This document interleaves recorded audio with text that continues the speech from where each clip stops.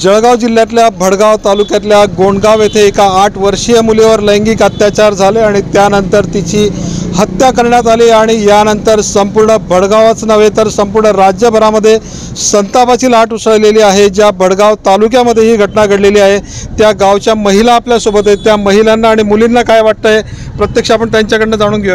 जे गोंडगावमध्ये ती घटना झाली तिच्यासाठी ती 9 वर्षाची मुलगीला इतका 9 वर्षाच्या मुलीवर इतका अत्याचार करण्यात आला।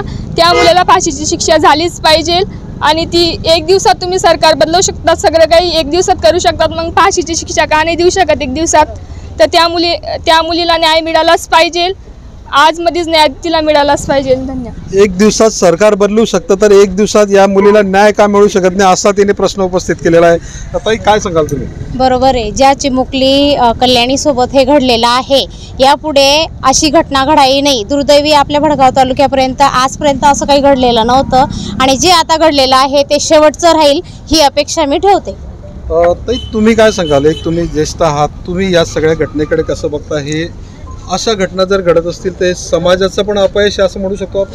हो, समाजाचं अपयश आपण नक्कीच समजू शकतो, कारण मी महिला दक्षता समितीमध्ये आहे आणि कारण वारंवार अशा ह्या घटना घडत असतात। कारण पोलीस स्टेशनमध्ये ज्या काही घटना घडतात तिथं आम्हाला बोलवलं जातं, पण ही एक 8 वर्षाची जी मुलगी आहे तिच्यावर जो अन्याय अत्याचार झाला तो व्हायला नको आणि त्याला कठोरातली कठोर कारवाई झाली पाहिजे आणि त्याला फाशीची शिक्षा ही होणारच आहे, होईलच त्याला।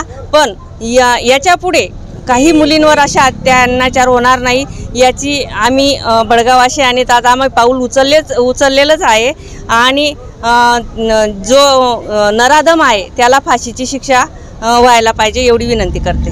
महिलांना शालेय जीवनापासूनच म्हणजे स्वसंरक्षणाचे धडे देणं गरजेचं असं वाटतं आपल्याला? नक्कीच आहे, कारण आता या मुलींना संरक्षणासाठी आम्ही मागे कराटे शिक्षण हे घेतलेलं होतं, पण आता एवढ्यात कराटे शिक्षण वगैरे नाही आहे। आम्ही त्याचा पाठपुरावा नक्कीच आम्ही करू आणि कायद्या आणि या सरकारमध्ये ज्या आता याच्या विधानसभेत ही चर्चा गेलेलीच आहे आणि तिथं एकनाथ शिंदे त्यांनी काल आमच्या मूक मोर्चामध्ये ते आमच्याशी आई वडिलांशी बोललेले आहेत आणि त्यांनी आम्हाला आश्वासित पण केलेलं आहे की त्याच्यावर कठोर कारवाई केली जाईल आणि उज्ज्वल निकम यांची त्यांनी मागणी केलेली आहे। हा कायदा एकदम फास्ट पद्धतीने जावा एवढी विनंती करते।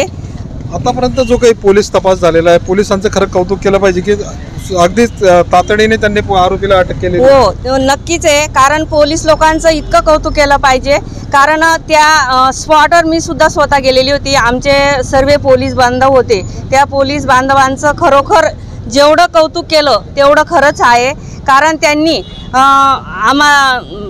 म्हणजे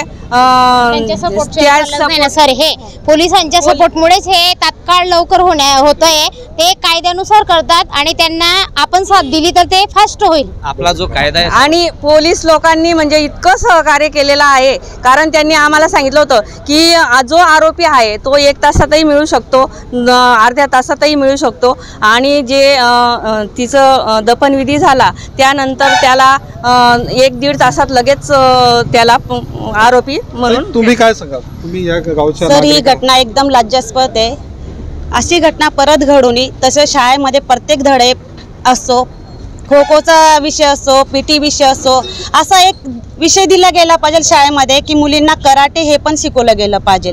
प्रत्येक शाळेमध्ये कराटेचा एक विषय मुलींना शिकवलंच गेलं पाहिजे, कारण की येणाऱ्या काळात ती तिचं संरक्षण करू शकेल। पण तरी पण ही तर चिमुकलीच होती, पण तरी ह्या नराधमाला फाशी दिलीच पाहिजे आणि तडपून मेला पाहिजे, कारण की त्याने एवढं वाईट कृत्य केलेलं आहे भरपूर।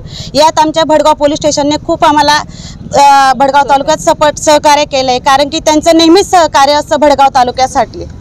ही केस जलद गती न्यायालयात जावी आणि त्या ठिकाणी तातडीने निर्णय व्हावा असं सगळ्यांचं मत आहे. हो नाही, हे तर जलद गतीने ही केस जाणारच आहे, कारण की मुख्यमंत्री साहेबांनी स्वतः उज्ज्वल निकमांची मागणी करून दिलेली आहे आम्हाला, त्यामुळे ही केस जलद. पण यापुढे असं कृत्य कुठे घडू नये, तर अशा नरधमाला फाशी दिली गेली पाहिजे आणि असं काहीतरी कायदा निघाला पाहिजे की ही बलात्कारची केस ज्यावेळेस होते तर त्या व्यक्तीला काहीतरी अशी कठोर शिक्षा देऊन डायरेक्ट मृत्यूदंड देण्यात येईल, अशी काहीतरी शिक्षा व्हायला पाहिजे की येणाऱ्या काळात कोणीही व्यक्ती असं एका स्त्रीवर अन्याय होणार नाही, हीच माझी सांगणी आहे. कारण मुख्यमंत्र्यांनी थेट परिवाराशी संपर्क केलेला होता पीडितेच्या. तुम्ही समाधानी?